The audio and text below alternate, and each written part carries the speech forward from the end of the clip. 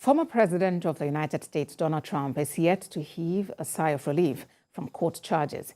A grand jury in Fulton County, Georgia, has indicted him and 18 of his associates with election fraud, racketeering, and other charges over the U.S. 2020 election. We have a report on this.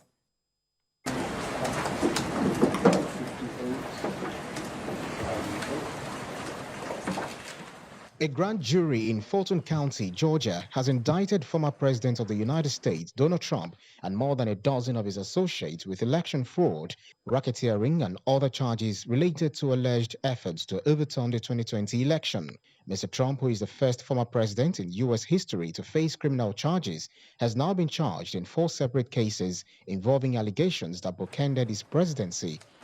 The indictment names Mr. Trump as the top defendant and 18 others, including his former lawyer, Rudy Giuliani, a conservative lawyer, John Eastman, and a former White House Chief of Staff, Mark Meadows. Other co-defendants include Jeffrey Clark, a former Justice Department official, and Sidney Powell and Gina Ellis, conservative lawyers who pushed baseless claims of voter fraud. The filing lists 41 total counts, including 13 against Mr. Trump, and notes there are 30 unindicted co-conspirators. In all, 19 defendants are charged with the offense of violation of the Georgia RICO Act, among other charges.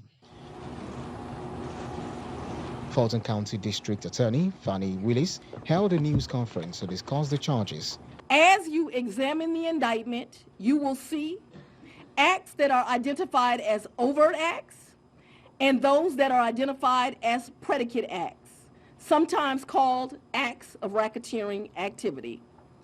Overt acts are not necessarily crimes under Georgia law in isolation, but are alleged to be acts taken in furtherance of the conspiracy.